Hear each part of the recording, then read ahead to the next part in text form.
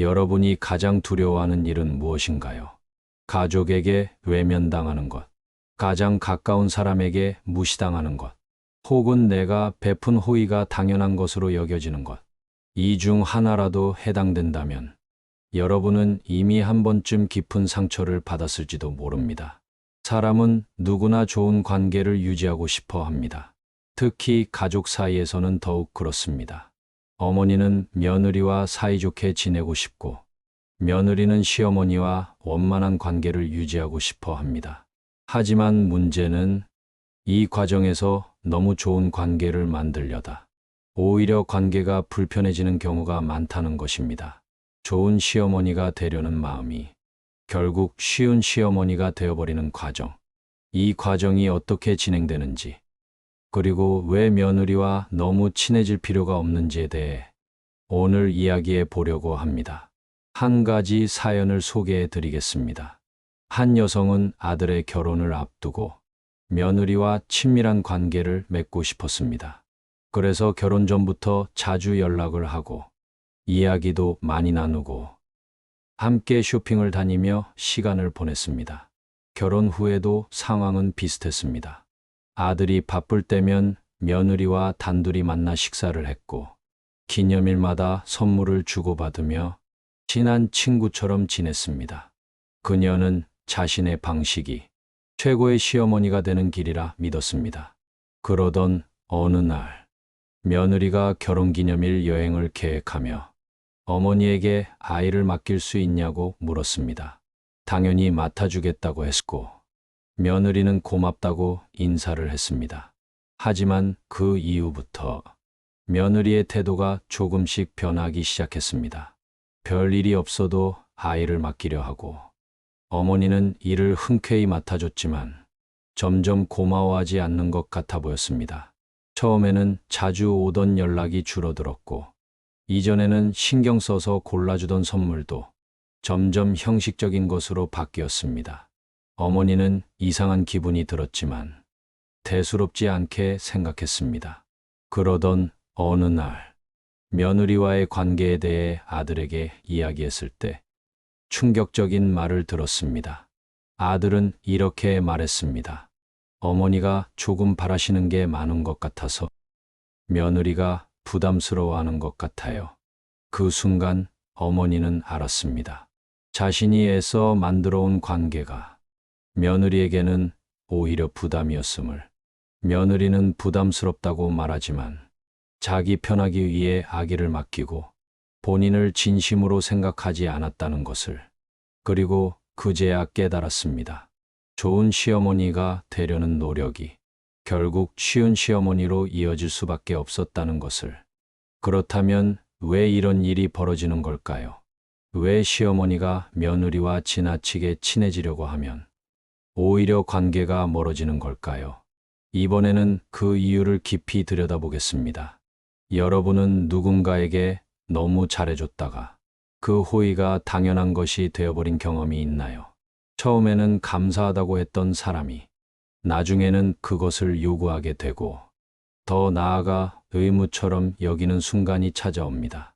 사람의 심리는 참 묘합니다.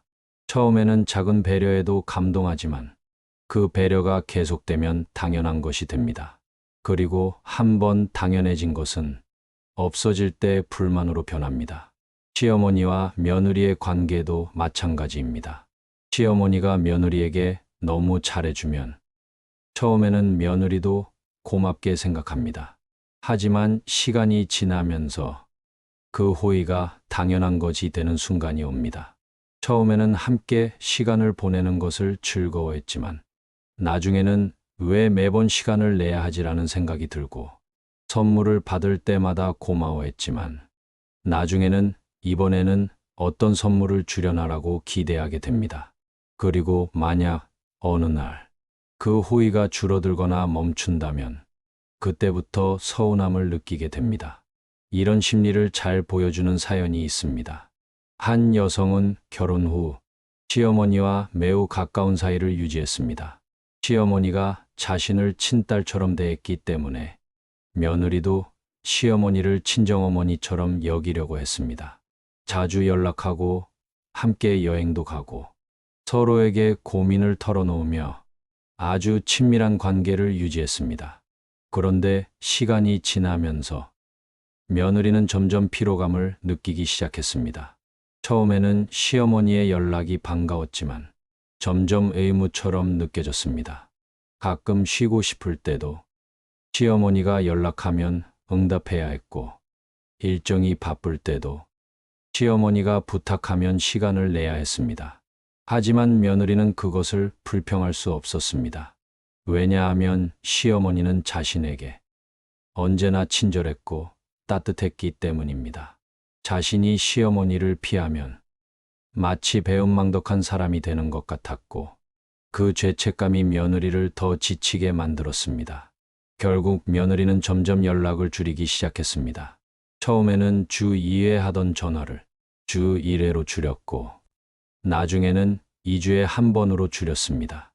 그리고 어느 순간 며느리는 시어머니와의 만남이 부담스럽고 피하고 싶은 일이 되어버렸습니다. 이 사연에서 알 수 있는 것은 너무 가까운 관계는 오히려 관계를 지치게 만들 수 있다는 점입니다. 시어머니와 며느리는 기본적으로 서로 다른 삶을 살아온 사람들입니다. 친밀한 관계가 꼭 나쁜 것은 아니지만 그 친밀함이 부담이 되는 순간 관계는 오히려 멀어질 수밖에 없습니다. 이번에는 이러한 관계의 변화를 어떻게 막을 수 있는지 생각해 보겠습니다. 사람은 누구나 자신의 공간과 시간이 필요합니다. 아무리 친한 사이라도 서로를 너무 자주 찾아가면 피로감이 쌓이게 됩니다. 그리고 그 피로감이 지속되면 결국 상대를 피하고 싶어지기 마련입니다. 시어머니와 며느리 관계에서도 마찬가지입니다. 처음에는 좋은 관계를 유지하려고 노력하지만 점점 그 관계가 부담이 될 수도 있습니다. 특히 시어머니가 며느리를 친딸처럼 여기고 대하면 오히려 문제가 될 수 있습니다. 실제로 한 상담 사례에서 한 시어머니는 며느리와 친밀한 관계를 유지하고 싶어 했습니다. 그래서 며느리에게 매일 연락하고 주말마다 만나기를 원했습니다. 며느리가 피곤해 보이면 음식을 해다 주었고, 며느리에게 고민이 있으면 적극적으로 해결책을 제시했습니다. 처음에는 며느리도 시어머니의 배려에 감동했습니다. 하지만 시간이 지나면서 그것이 점점 부담으로 느껴졌습니다. 자신이 원하지 않는 순간에도 시어머니가 연락했고, 쉬고 싶을 때도 시어머니를 만나야 했습니다. 그리고 시어머니가 준 호의에 대해 언제나 감사해야 하는 것도 점점 힘들어졌습니다. 결국 며느리는 점점 거리를 두기 시작했습니다. 전화가 와도 조금 늦게 답을 하거나 바쁘다는 이유로 약속을 미루었습니다. 그렇게 몇 개월이 지나자 시어머니는 며느리의 태도가 예전과 다르다는 것을 느꼈습니다. 그리고 그 변화가 서운하게 느껴졌습니다. 그러자 시어머니는 며느리에게 이전보다 더 많은 관심을 보이며 관심을 강요하기 시작했습니다. 왜 전처럼 자주 만나지 않느냐? 무슨 일이 있는 것이냐? 혹시 자신이 서운하게 했느냐는 식으로 며느리에게 묻기 시작했습니다.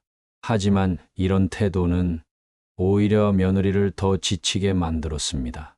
그리고 결국 며느리는 시어머니의 연락을 더 이상 받지 않기로 결심했습니다. 이 사례에서 알 수 있는 것은 호의도 적절한 거리에서 이루어져야 한다는 점입니다. 아무리 좋은 의도라도 상대가 그것을 부담스럽게 느끼면 그 관계는 깨질 수밖에 없습니다. 시어머니가 며느리를 친딸처럼 여기고 대하는 것이 처음에는 좋은 관계를 만드는 것 같지만 오히려 며느리에게 부담을 주는 결과를 낳을 수도 있습니다. 그렇다면 어떻게 하면 적절한 관계를 유지할 수 있을까요? 이번에는 시어머니와 며느리가 서로 존중하며 적절한 거리를 유지하는 방법에 대해 생각해 보겠습니다. 사람과 사람 사이에는 보이지 않는 경계가 존재합니다. 이 경계를 지키는 것이 서로를 존중하는 기본이 됩니다. 하지만 많은 시어머니들은 며느리와 친밀한 관계를 유지하려다 이 경계를 무너뜨리는 실수를 하곤 합니다. 며느리는 시어머니의 가족이지만 그렇다고 해서 친구나 친딸처럼 대해도 괜찮은 것은 아닙니다. 시어머니가 며느리와 친해지기 위해 너무 깊이 개입하면 오히려 관계가 악화될 가능성이 높습니다. 한 연구에서는 가족 간에도 지나친 친밀감이 관계를 더 어렵게 만든다고 합니다. 적절한 거리를 유지해야 오히려 더 좋은 관계가 유지된다는 것입니다. 특히 결혼한 여성들은 시댁과의 관계에서 독립성을 보장받을 때 가정이 더 평온하다고 느낀다고 합니다. 한 사례를 보겠습니다. 한 시어머니는 며느리에게 자신의 모든 것을 공유하려 했습니다. 자신의 젊은 시절 이야기를 들려주며 함께 공감하기를 원했고, 며느리의 고민을 듣고 자신의 경험을 바탕으로 해결책을 제시하려 했습니다. 또한 며느리의 친구들과의 관계나 가정 내 문제까지도 함께 나누기를 원했습니다. 하지만 며느리는 그런 시어머니의 태도가 부담스러웠습니다. 자신의 삶에 시어머니가 너무 깊이 개입한다고 느꼈습니다. 가끔은 조언보다는 그냥 들어주는 것이 더 필요했지만 시어머니는 항상 답을 주려 했습니다. 그리고 시어머니가 자신을 친딸처럼 대하려 할수록 오히려 거리감을 느꼈습니다. 결국 며느리는 시어머니와의 대화를 피하게 되었습니다. 처음에는 솔직하게 자신의 생각을 말했지만 그럴수록 시어머니는 더 깊이 개입하려 했습니다. 그래서 차라리 말을 아끼고 필요한 이야기만 하기로 결심했습니다. 이러한 관계에서 문제가 발생하는 이유는 서로의 경계를 존중하지 않았기 때문입니다. 사람마다 편안함을 느끼는 거리감이 다릅니다. 어떤 사람은 가족과 아주 친밀하게 지내는 것을 좋아하지만 어떤 사람은 가족이라도 적당한 거리를 유지하는 것이 편하다고 생각합니다. 그런데 시어머니가 며느리에게 자신이 원하는 관계를 강요하면 며느리는 점점 더 부담을 느끼게 됩니다. 이 문제를 해결하기 위해서는 서로의 방식을 존중하는 것이 중요합니다. 시어머니가 며느리를 친딸처럼 여기고 가깝게 지내려 하기보다는 며느리가 편안함을 느낄 수 있도록 자연스럽게 관계를 유지해야 합니다. 그래야 오히려 며느리가 자신의 마음을 열 수 있습니다. 그렇다면 시어머니와 며느리 사이에서 어떤 관계가 가장 이상적일까요? 이번에는 현명한 시어머니들이 어떻게 며느리와 관계를 맺어가는지에 대해 이야기해 보겠습니다. 현명한 시어머니들은 며느리와의 관계에서 몇 가지 중요한 원칙을 지키고 있습니다. 이 원칙들은 며느리가 부담 없이 시어머니를 대할 수 있도록 돕고 가정 내 평화를 유지하는 데 큰 역할을 합니다. 첫째로, 시어머니는 며느리에게 자신의 기대를 강요하지 않습니다. 많은 시어머니들이 자신이 생각하는 이상적인 며느리의 모습이 있습니다. 하지만 그런 기대를 며느리에게 드러내면 며느리는 자신이 그 기대에 미치지 못할 때 죄책감을 느끼게 됩니다. 현명한 시어머니는 며느리를 있는 그대로 받아들이고 그녀가 자신의 방식대로 가정을 꾸려갈 수 있도록 믿고 기다려줍니다. 둘째로, 시어머니는 며느리와의 소통에서 자신의 의견을 강요하지 않습니다. 가정 내 문제나 자녀 교육, 재정 관리 등에서 조언을 줄 수는 있지만 최종 결정은 며느리와 아들이 내리도록 합니다. 이는 며느리가 가정 내에서 자신의 목소리를 낼 수 있도록 도와주는 중요한 태도입니다. 셋째로, 시어머니는 며느리의 사생활을 존중합니다. 아무리 가까운 사이라도 지나친 개입은 갈등을 일으킬 수 있습니다. 현명한 시어머니는 며느리의 개인적인 문제나 부부 사이의 갈등에 대해 묻지 않거나 지나친 관심을 보이지 않습니다. 대신 며느리가 스스로 도움을 요청할 때까지 기다립니다. 넷째로, 시어머니는 며느리에게 감사를 표현합니다. 시어머니와 며느리 사이의 관계는 서로에 대한 감사를 바탕으로 형성됩니다. 며느리가 작은 일이라도 도와주면 시어머니는 고마움을 표현합니다. 이런 작은 감사의 표현이 관계를 더욱 단단하게 만듭니다. 다섯째로, 시어머니는 며느리와 자신의 아들의 관계를 존중합니다.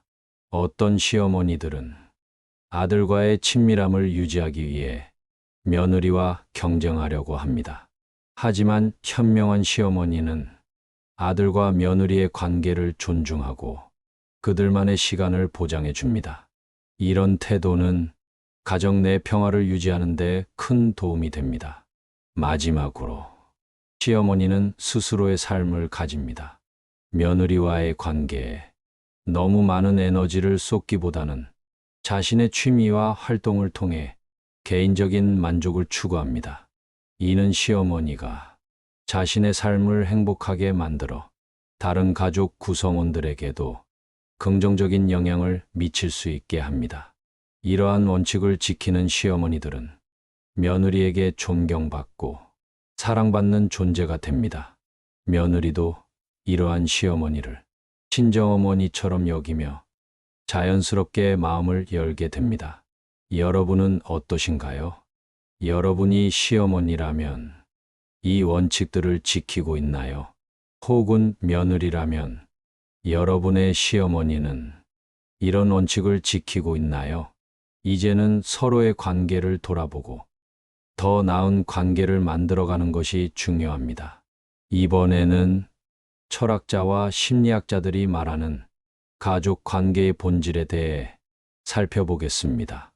가족 관계는 인간관계 중에서도 가장 강한 유대감을 형성하는 동시에 가장 많은 갈등을 내포하는 관계입니다. 특히 시어머니와 며느리의 관계는 서로 다른 환경에서 살아온 두 사람이 한 가정 안에서 새로운 관계를 형성해야 한다는 점에서 복잡한 심리적, 사회적 요인이 작용합니다. 이러한 관계를 철학과 심리학의 관점에서 분석하면 그 본질을 보다 명확하게 이해할 수 있습니다. 첫째, 철학적 관점에서 본 가족 관계입니다. 고대 철학자들은 가족을 사회 질서의 근본으로 보았습니다. 공자는 효를 강조하며 부모와 자식 간의 조화를 사회적 도덕의 핵심으로 삼았습니다. 공자의 가르침에 따르면 부모는 자식에게 애정을 베풀되 지나친 간섭을 피해야 하며 자식은 부모를 공경하되 자신의 삶을 살아야 합니다. 칸트는 인간관계에서 상호 존중의 원칙을 강조했습니다. 그는 타인을 수단이 아니라 목적으로 대해야 한다고 주장했습니다. 이 원칙을 가족 관계에 적용하면 시어머니와 며느리는 서로를 자기 뜻대로 움직이려 하기보다 한 명의 독립된 인격체로 존중해야 합니다.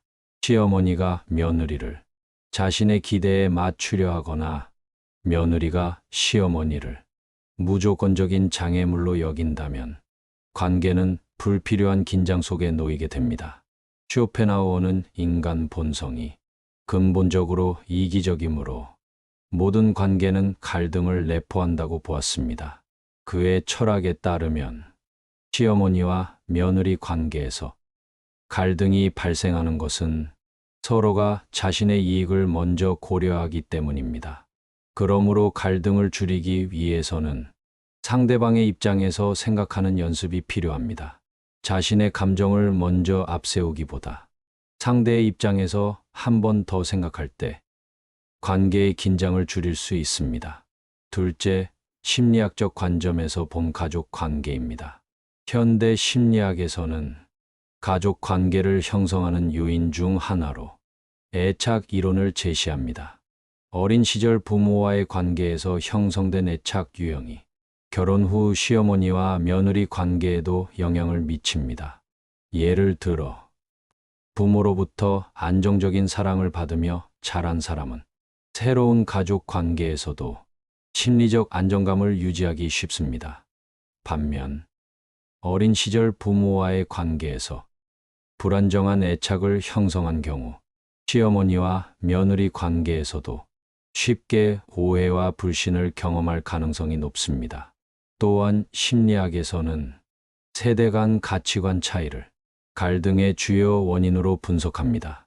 과거에는 집안의 전통과 가풍을 지키는 것이 중요한 가치로 여겨졌지만 현대 사회에서는 개인의 자유와 자기 결정권이 더욱 강조됩니다. 이러한 가치관의 차이가 시어머니와 며느리 사이에서 서로를 이해하지 못하는 원인이 될 수 있습니다. 따라서 좋은 관계를 유지하기 위해서는 서로의 가치관을 존중하며 지나친 개입을 삼가는 태도가 필요합니다. 좋은 시어머니와 며느리 관계는 서로를 이해하고 배려하는 태도에서 시작됩니다. 하지만 현실에서는 세대 차이, 각자의 가치관, 생활 방식의 차이로 인해 갈등이 발생하기도 합니다. 이러한 갈등을 해결하기 위해서는 상대방을 존중하는 마음가짐과 지혜로운 소통이 필수적입니다. 앞서 논의한 바와 같이 첫째, 서로의 차이를 인정하는 태도가 필요합니다. 시어머니와 며느리는 각기 다른 환경에서 성장했으며 따라서 생활 습관과 사고방식이 다를 수밖에 없습니다. 시어머니는 며느리가 자신의 방식대로 행동하지 않는다고 해서 잘못되었다고 단정짓지 않아야 하며 며느리 역시 시어머니의 조언을 강요로 받아들이지 않고 오랜 경험에서 우러나온 충고로 이해하려는 자세가 필요합니다. 이러한 상호 존중의 태도를 가질 때 비로소 갈등이 줄어들 수 있습니다. 둘째, 적절한 거리감을 유지하는 것이 중요합니다. 가족이라는 이유로 서로의 사생활에 지나치게 개입하는 것은 오히려 관계를 악화시킬 수 있습니다.